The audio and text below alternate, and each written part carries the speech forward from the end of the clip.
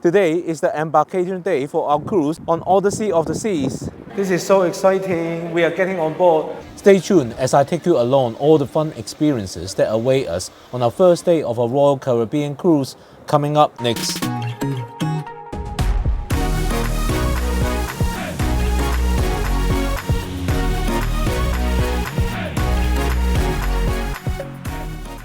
Buongiorno fellow travelers, this is Ken and welcome to my channel, Ken Travels 360. Today is the embarkation day. We are getting on Royal Caribbean's Odyssey of the Seas from the port of Civitavecchia. You can actually see the ship behind me. It's the one with the big yellow ball at the aft of the ship. That's the sky pad. Let's have a recap of what happened yesterday. We flew with British Airways yesterday to Rome Fiumicino Airport, and we made our way to Civitavecchia using public transport, and we had some time to stroll around the city to have a look at its attractions. So we just checked out of the hotel and we are gonna go to the cruise terminal to get onto the ship. I'm really excited. This is our third Royal Caribbean cruise. The first one was last year when we went to Anthem of the Seas, and earlier this year we went on Symphony of the Seas. Odyssey of the Sea is quite similar to Anthem of the Seas. They are both Quantum class ships, but this one is Quantum Plus, so it has a few more extra facilities, and we are really looking forward to checking them out. So we are now on board the shuttle bus to Odyssey of the Seas. So we just got to Civitavecchia cruise terminal. Now we're ready to go check in. I saw you were looking for a stapler. Yeah. Thank you. Grazie.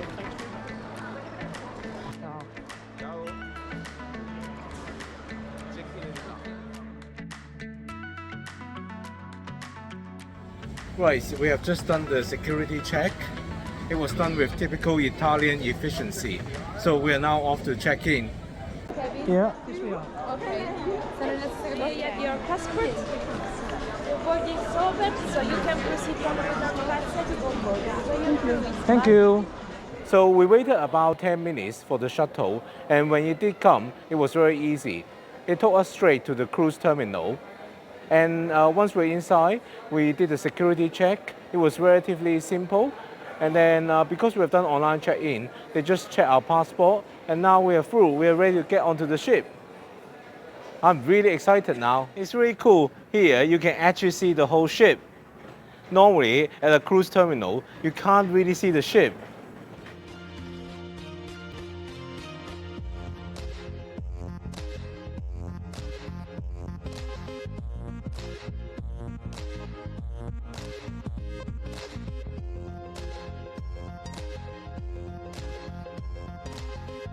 This is so exciting. We are getting on board Odyssey of the Seas. Here we are. First thing we did when we got on board was the e-muster safety drill. After watching the safety video and playing a clip of the emergency horn sound on our phone, we proceeded to Music Hall, which was our muster station, to complete the drill. You grab your boarding passes up for me, your set sail passes. Perfect. B1. B1. Perfect. All done. Okay, cool. Have a great cruise. With the safety drill done, it's time to head up to Windjammer to have lunch. So we just got seated at Windjammer. I like the Windjammer on Quantum class ship because you get a really good view of around. The ship over there is the MSC Seaside. It's really a coincidence. We actually saw this ship when we were in St. Martin on Symphony of the Seas. Didn't expect to see it again so soon. Let's check out what they are serving here. At the Market Cavalry, they serve juicy joints of meat. They have Yorkshire pudding to go with it, always a perfect complement to your roasted meat. They of course always have classics like hamburgers available. For those seeking a taste of Italy, there is a live pasta station. I tried it once on this cruise when I had an interesting experience. I asked for a spaghetti carbonara and they asked me which pasta I would like. The crew is in the name of the dish. They then even asked me if I wanted chicken or beef in it. Of course, you're never supposed to have those ingredients in spaghetti carbonara. I think this will probably infuriate an Italian as much as putting pineapple on a pizza or adding ketchup to pasta. Okay, back to the buffet. If you prefer Asian food, they have a live cooking station where stir-fried dishes are cooked. For a lighter option, they have a salad bar with fresh greens and toppings. When it comes to fruits, Windjammer truly shines. While all the fruits are of exceptional quality, their cantaloupe melons are simply extraordinary. Bursting with juicy flavor and a captivating aroma is the fruits that I keep coming back to. As for desserts, they have a big selection of them. The dilemma for me is usually which ones to choose. Normally, I just resolve the dilemma by getting one of each. If you fancy some ice cream to go with your desserts, then don't worry, they have an ice cream station too. There is also free tea and coffee as well as cold water available. If you have watched my videos on Symphony of the Seas, which I went on a cruise 3 months earlier, you may recall that I mentioned that they were using cheaper food ingredients. However, I'm pleased to report that on this cruise, I did not observe the same trend. Roasted meats have returned. They have more interesting dishes like paella again, and the fruits continue to boast exceptional quality. I'm happy about that. Very good news on the public announcement. The staterooms are now ready at 1 o'clock, which is much earlier than normal, which is great. So we are now going to go to the stateroom. So here we are. This is our room, 8580. Let's do a room tour. Switch on the lights. As we go in, the room looks really familiar. This is a midship balcony room. First, you got a very spacious sofa. And you got 2 wardrobes here. Wow, this wardrobe is big. 2 rows with multiple hangers. Enough for all your outfits for a whole week. On the other side of the couch, you can find another cabinet. Inside, you have lots of shelves, as well as hanging space. Importantly, there is a safe so you could put your passport, wallets, and other important things in there and not have to worry about them for the rest of the cruise. Underneath, there are a couple more drawers. There's a full body length mirror here. And there's another one here. And here you've got your desk, as well as a chair. Over here, there's a fridge.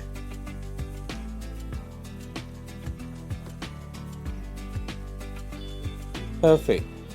The fridge is tall enough because we bought a bottle of Prosecco, so we're putting it in soon.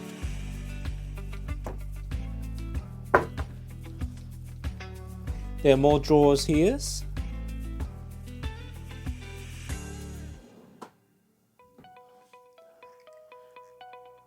Here's the television.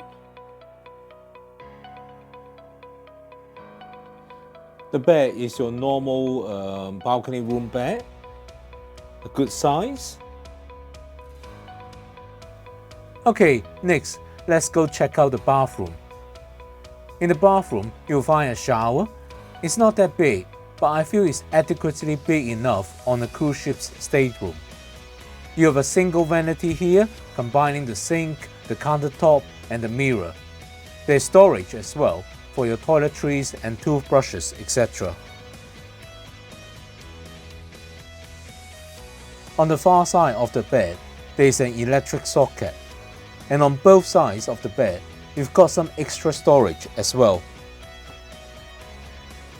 There's more storage space above the bed.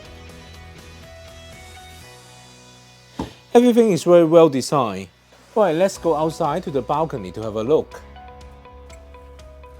It's beautiful weather today. At the balcony, there are a couple of deck chairs.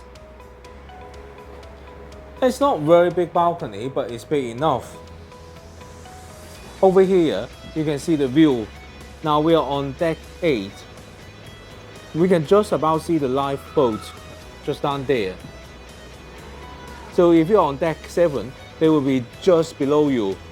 And on deck 6, your view will be totally obstructed. I think next time we might go for a higher deck.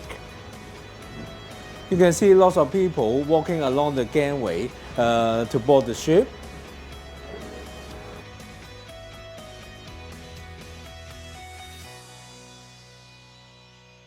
Right, we heard some commotion while we're in the stateroom, so I think we should look outside to see if our luggage has arrived.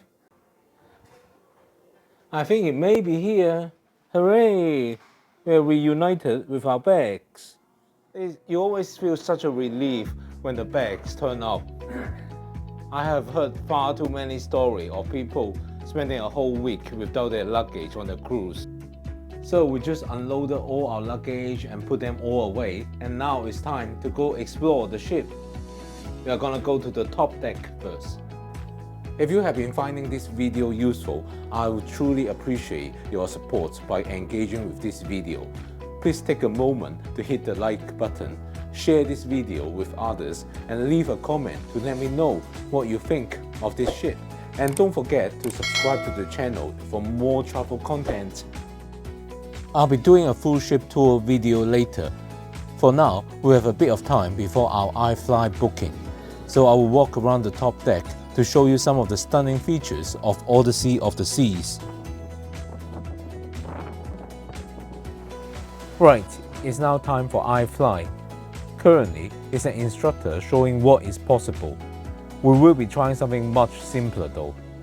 Steve will go first and I will video him, and then we'll swap over. Afterwards, I asked Steve what he thought about the experience, and this is what he said. I really enjoyed the adventure.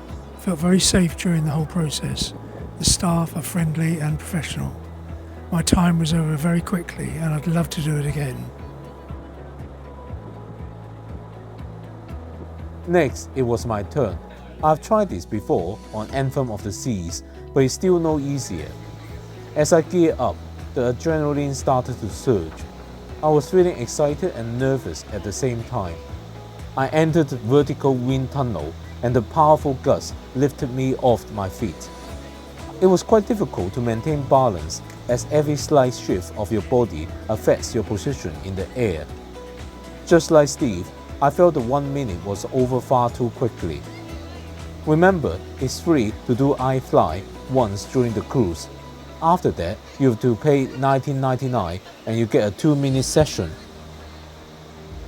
The free sessions are very popular. To make sure you get one of the spots, as soon as you have got on board, connect to the ship Wi-Fi and reserve your slot on the Royal Caribbean app. After iFly, it was time for the set sail from Civitavecchia.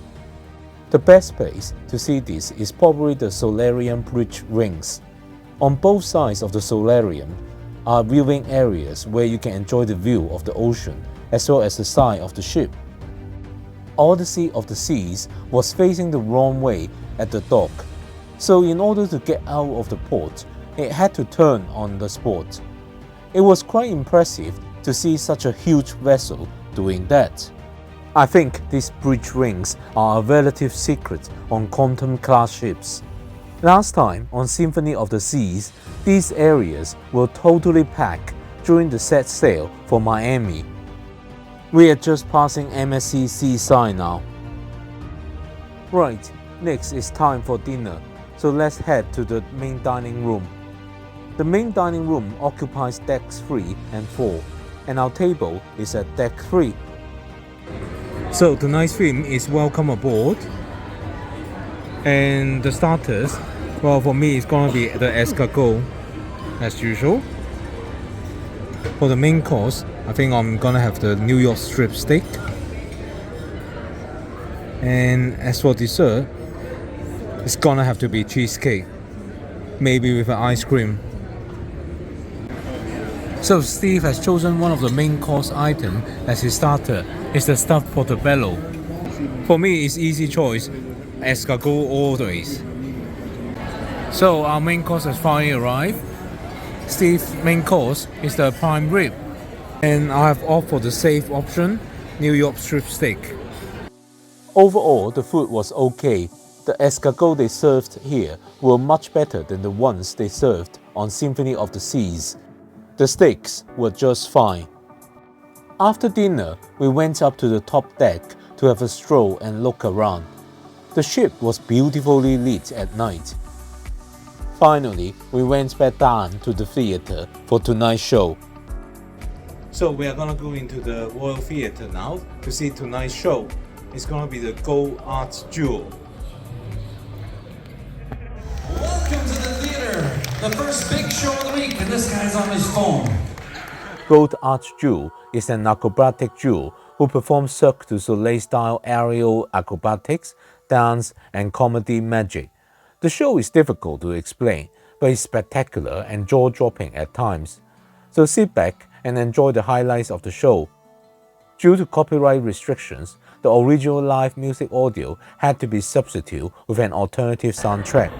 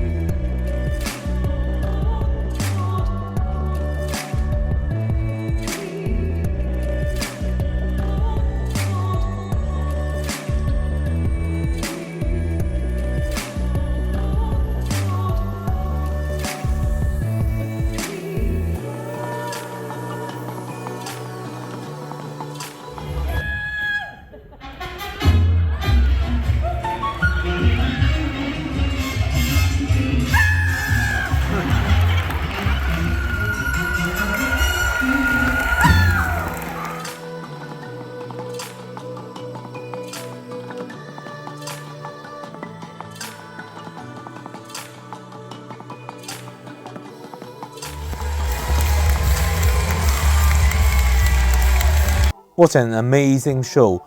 The time was almost midnight, but as you may know, parties on Royal Caribbean ships run till small hours. We went to the 270 venues for the disco. I hope you enjoyed watching this video. Make sure you subscribe as I will be releasing videos for each day of the cruise. Thanks for watching. See you next time.